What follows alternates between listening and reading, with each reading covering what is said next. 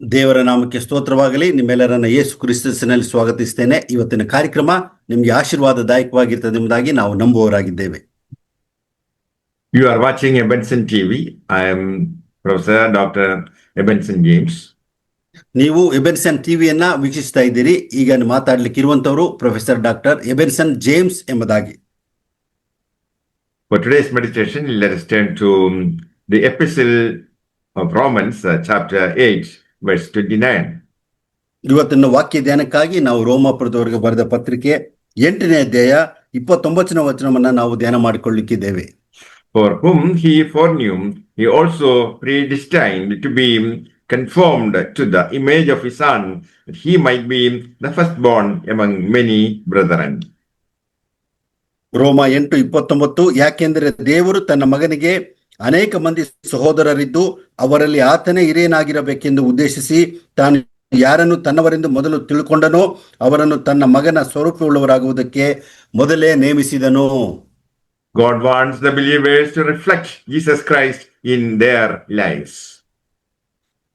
ದೇವರು ಬಯಸುವುದೇನೆಂದರೆ ತಮ್ಮ ವಿಶ್ವಾಸ ಜೀವಿತದಲ್ಲಿ ಯೇಸು ಕ್ರಿಸ್ತನನ್ನು ಅವರು ಪ್ರತಿನಿಧಿಸಬೇಕೆಂಬುದಾಗಿ ಬಯಸುವಂತವನಾಗಿದ್ದಾನೆ.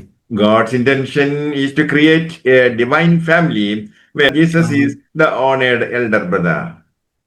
ಯೇಸು ಕ್ರಿಸ್ತನ ಒಂದು ಉದ್ದೇಶ ಏನು ಅಂತ ಹೇಳಿದ್ರೆ, ಯೇಸು ಕ್ರಿಸ್ತನು ದೊಡ್ಡ ಅಣ್ಣನೆಂಬುದಾಗಿ ಹಾಗೂ ಆತನ ಹಿಂಬಾಲಿಸುವವರು ಎಲ್ಲರೂ ಕೂಡ ಆತನ ಸಾರೂಪ್ಯವನ್ನು ಧರಿಸಿಕೊಳ್ಳಬೇಕೆಂಬುದಾಗಿ ಬಯಸುವವನಾಗಿದ್ದಾನೆ. The ultimate aim of salvation isn't just escaping hell, but becoming like Jesus. ರಕ್ಷಣೆಯ ಒಂದು ಮೂಲ ಉದ್ದೇಶ ನಾವು ಕೇವಲ ನರಕದಿಂದ ತಪ್ಪಿಸಿಕೊಳ್ಳುವುದು ಮಾತ್ರವಲ್ಲ, ನಾವು ಕ್ರಿಸ್ತನಂತಾಗುವುದೇ ಆಗಿದೆ. This verse reveals God's glorious plan, assuring believers that he is actually working all things, even suffering, towards this glorious conformity to Christ.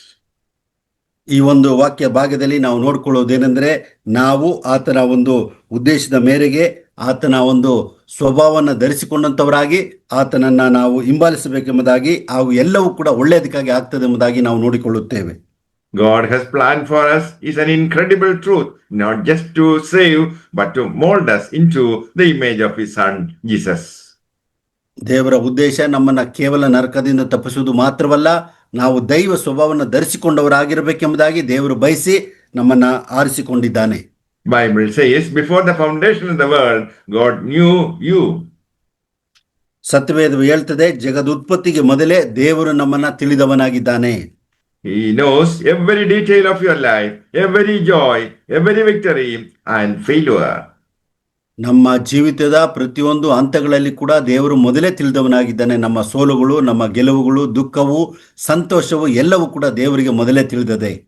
His love and his plan for you have been in motion from eternity past.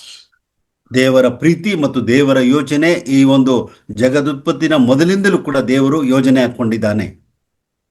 The foreknowledge is relational. ದೇವರ ಒಂದು ಈ ಪೂರ್ವ ಒಂದು ನಿರ್ಧಾರವು ಇದು ಸಂಬಂಧಗಳಿಗೆ ಸಂಬಂಧಪಟ್ಟದ್ದಾಗಿದೆ. God didn't just know about you, he chose you. ದೇವರು ಕೇವಲ ನಮ್ಮನ್ನ ತಿಳಿದುಕೊಂಡದ್ದು ಮಾತ್ರವಲ್ಲ, ದೇವರು ನಮ್ಮನ್ನ ಆರಿಸಿಕೊಂಡಿದ್ದಾನೆ. You are predestined to be conformed to the image of his son.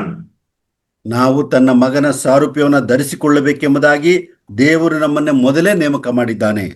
God's purpose for your life is not simply to survive this world, not just to exist, but to be transformed.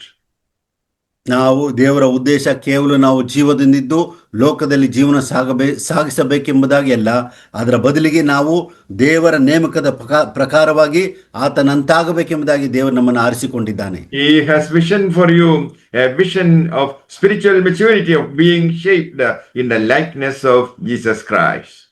ದೇವರು ನಿಮ್ಮ ಉದ್ದೇಶದ ಜೀವಿತದಲ್ಲಿ ಒಂದು ದರ್ಶನವನ್ನ ಇಟ್ಕೊಂಡಿದ್ದಾನೆ. ಅದೇನು ಅಂತ ಹೇಳಿದ್ರೆ, ನಾವೆಲ್ಲರೂ ಕೂಡ ಕ್ರಿಸ್ತನಂತೆ ನಾವು ಬದಲಾಗಬೇಕೆಂಬುದಾಗಿ. This is the purpose for which he has called you, and it is nothing less than the greatest calling you will ever have. ನಮ್ಮ ಜೀವಿತದಲ್ಲಿ ಇದೇ ಪ್ರಮುಖ ಉದ್ದೇಶವನ್ನು ಇಟ್ಕೊಂಡು ನಾವು ಕೇವಲ ತಾತ್ಕಾಲಿಕವಾಗಿ ಜೀವಿಸದೆ ನಿರಂತರವಾಗಿ ಆತನೊಂದಿಗೆ ಇರಬೇಕೆಂಬುದಾಗಿ ದೇವರು ಬಯಸುವವನಾಗಿದ್ದಾನೆ. The word conformed here carries a powerful meaning. ಇಲ್ಲಿ ದೇವರು ನಮ್ಮನ್ನ ಆತನು ನೇಮಿಸಿಕೊಂಡಿದ್ದಾನೆ ಅಂತ ಹೇಳಿದ್ರೆ ಅದರ ಅರ್ಥವು ಮುಂದೆ ಇರ್ತದೆ.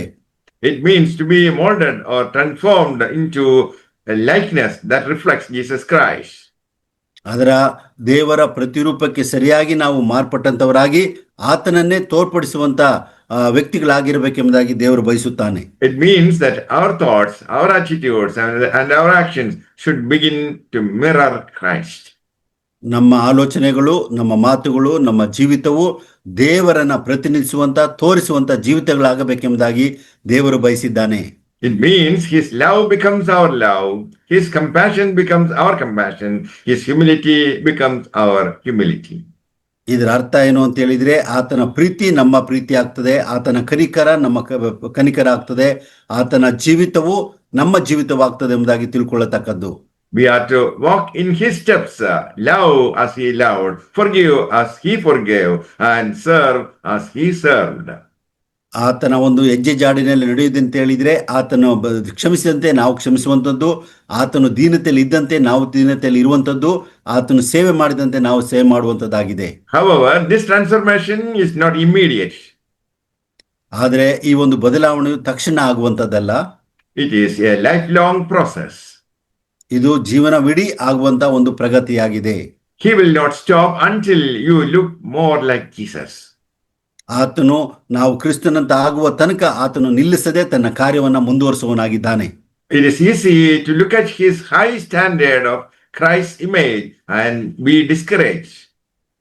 ಆತನ ಒಂದು ಉನ್ನತವಾದಂತ ಸ್ಥಾನವನ್ನ ನಾವು ನೋಡಿ ನಾವು ನಿರಾಶೆಗೊಳ್ಳಬಾರದೆಂಬುದಾಗಿ ನಾನು ತಿಳಿಸುವವನಾಗಿದ್ದೇನೆ. On our own, we cannot. ಆದರೆ ನಮ್ಮ ಕೈಯಲ್ಲಿ ಸಾಧ್ಯವಿಲ್ಲ ಎಂಬುದಾಗಿ ಕೂಡ ನಾವು ಹೇಳಬಾರದು. But the goodness is that we are not on this journey alone. ಆದರೆ ಒಂದು ಶುಭ ಸಂದೇಶ ಏನು ಅಂತ ಹೇಳಿದ್ರೆ ಈ ಪ್ರಯಾಣದಲ್ಲಿ ನಾವು ಒಬ್ಬಂಟಿಗರಲ್ಲ. Jesus promised them a helper to be with you forever. ಯೇಸು ಕ್ರಿಸ್ತನು ವಾಗ್ದಾನ ಮಾಡಿದ್ದಾನೆ, ನಮಗೆ ಸಹಾಯಕನನ್ನು ನಿರಂತರಕ್ಕೂ ಇರ್ಲಿಕ್ಕಾಗಿ ದಯಪಾಲಿಸಿದ್ದಾನೆ. Holy Spirit is the one who empowers us to become more like Christ. ಪವಿತ್ರಾತ್ಮನು ತಾನೇ ಕ್ರಿಸ್ತನಂತ ಆಗುವಂತೆ ಮಾಡಲಿಕ್ಕೆ ನಮಗೆ ಸಹಾಯವನ್ನು ಮಾಡಲಿಕ್ಕಿದ್ದಾನೆ. It is by the power of the Spirit that we are able to grow in patience, kindness, gentleness, and all the fruit of the Spirit. ನಾವು ದೇವರಾತ್ಮನ ಬಲದಿಂದಲೇ ಪವಿತ್ರಾತ್ಮನು ಕೊಡುವಂತ ಪ್ರೀತಿ, ಸಂತೋಷ, ಸಮಾಧಾನ, ಶಾಂತಿಯ ದೀರ್ಘ ಶಾಂತಿಯನ್ನು ಹೊಂದ್ಕೊಳ್ಳಿಕ್ಕೆ ಸಹಾಯ ಮಾಡುವವನಾಗಿದ್ದಾನೆ. When we feel weak, He strengthens us. When we fall, He picks us. When we doubt, He reminds us of God's promises.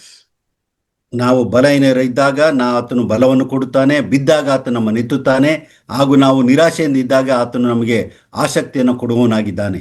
The Holy Spirit walks alongside us, guiding, convicting, and comforting us every step of the way.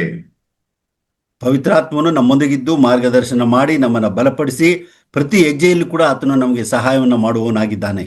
As we are conformed to the image of Christ, we are becoming part of God's family. ನಾವು ಕ್ರಿಸ್ತನ ಸ್ವರೂಪವನ್ನ ಧರಿಸಿಕೊಂಡಾಗ ಕ್ರಿಸ್ತನ ಒಂದು ಕುಟುಂಬದಲ್ಲಿ ಭಾಗಿಗಳಾಗಿರುತ್ತೇವೆ. One day we will be glorified with Him.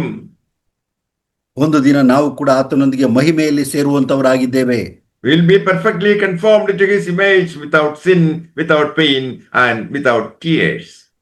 ಒಂದು ದಿನ ನಾವು ಪರಿಪೂರ್ಣವಾಗಿ ಆತನ ಒಂದು ಸ್ವರೂಪಕ್ಕೆ ಬದಲಾಗಿ ಎಲ್ಲ ಭಯದಿಂದ, ಎಲ್ಲ ಒಂದು ಪಾಪಗಳಿಂದ, ಎಲ್ಲ ಒಂದು ಭೀತಿಯಿಂದ ನಾವು ಬಿಡುಗಡೆಯನ್ನು ಹೊಂದಿದವರಾಗಿರುತ್ತೇವೆ. This is our ultimate destination, a future where we will be fully united with Christ in glory. ನಮ್ಮ ಮುಂದಿನ ಒಂದು ಸ್ಥಿತಿ ನಾವು ಮಹಿಮೆಯಲ್ಲಿ ಸಂಪೂರ್ಣವಾಗಿ ಆತನೊಂದಿಗೆ ಒಂದಾಗಿ ಜೀವಿಸುವಂತ ಸ್ಥಿತಿನೇ ಅದಾಗಿರ್ತದೆ. And we will experience the fullness of our redemption. ಆಗ ತಾನೇ ನಾವು ಈ ಒಂದು ಪರಿಪೂರ್ಣ ವಿಮೋಚನೆಯನ್ನು ಅನುಭವಿಸಲಿಕ್ಕೆ ಸಾಧ್ಯ ಆಗ್ತದೆ. And in that manner, we will see Jesus face to face and we will be made like Him. ಆಗ ತಾನೇ ನಾವು ಯೇಸು ಕ್ರಿಸ್ತನನ್ನ ನಾವು ಮುಖಾಮುಖಿಯಾಗಿ ನೋಡಿ ಆತನಂತೆ ನಾವು ಆಗುತ್ತೇವೆ. So, whatever challenges, trials, and struggles you are facing today, remember that you are in the process of becoming more like Jesus.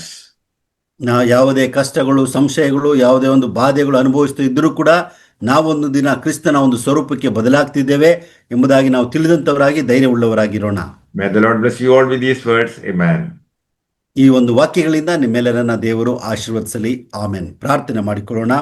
ನಮ್ಮನ್ನು ಹೆಚ್ಚಾಗಿ ಪ್ರೀತಿ ಮಾಡಿದ ಪರಲೋಕ ತಂದೆಯಾದ ದೇವರೇ, ನಿನ್ನ ವಾಕ್ಯದಲ್ಲಿ ನೋಡಿಕೊಳ್ಳುವಂತೆ ಸ್ವಾಮಿ, ನಮ್ಮ ಜೀವಿತಗಳನ್ನು ನಿನ್ನ ಸ್ವರೂಪಕ್ಕೆ ನಮ್ಮನ್ನು ಮಾರ್ಪಡಿಸುವಂಥ ಕಾರ್ಯದಲ್ಲಿ ನೀನು ನಿರತನಾಗಿದ್ದೆ. ಅದಕ್ಕಾಗಿ ಸ್ತೋತ್ರ.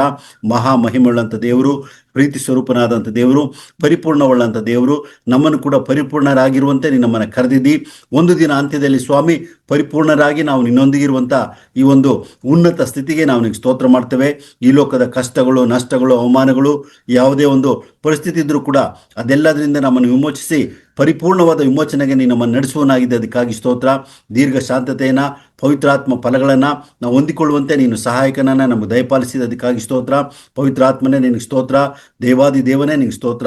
ನಮ್ಮ ಜೀವಿತಗಳನ್ನು ನೀನು ಸ್ವಾಮಿ ಬಲಪಡಿಸಿ ನೀನು ನಮ್ಮನ್ನು ಆರಿಸಿಕೊಂಡು ನಮ್ಮನ್ನು ಕ್ರಿಸ್ತನ ಸ್ವರೂಪಕ್ಕೆ ಮಾರ್ಪಡಿಸುತ್ತಿರುವುದಕ್ಕಾಗಿ ನಾನು ನಿನಗೆ ಸ್ತೋತ್ರ ಮಾಡುತ್ತಾ ನಮ್ಮೆಲ್ಲರ ಜೀವಿತಗಳನ್ನು ಮತ್ತೊಮ್ಮೆ ನಿನಗೆ ಸಮರ್ಪಿಸಿಕೊಟ್ಟು ಈ ಪ್ರಾರ್ಥನೆಯನ್ನು, ಸ್ತೋತ್ರಗಳನ್ನು ನಮ್ಮ ಪ್ರಭು ರಕ್ಷಕನಾದಂಥ ಯೇಸುವಿನ ಹೆಸರಿನಲ್ಲಿ ಬೇಡಿಕೊಳ್ಳುತ್ತೇವೆ. Amen. The love of the Father, the grace of Jesus Christ, and the presence of the Holy Spirit be with you all forever. Amen. ನಾವು ಅಂತ್ಯ ಆಶೀರ್ವಾದ ಹೊಂದಿಕೊಳ್ಳೋಣ. ನಮ್ಮ ತಂದೆಯಾದ ದೇವರ ಪ್ರೀತಿಯು, ನಮ್ಮ ಕರ್ತನಾದ ಯೇಸು ಕ್ರಿಸ್ತನ ಕೃಪೆಯು, ಪವಿತ್ರಾತ್ಮನ ಅನ್ಯೋನ್ಯ ಸಹವಾಸವು, ಸಮಾಧಾನವು ನಿಮ್ಮೆಲ್ಲರೊಂದಿಗೆ ನಿತ್ಯ ನಿರಂತರವಾಗಿ ನೆಲೆಯಾಗಿರಲಿ. ಆಮೆನ್.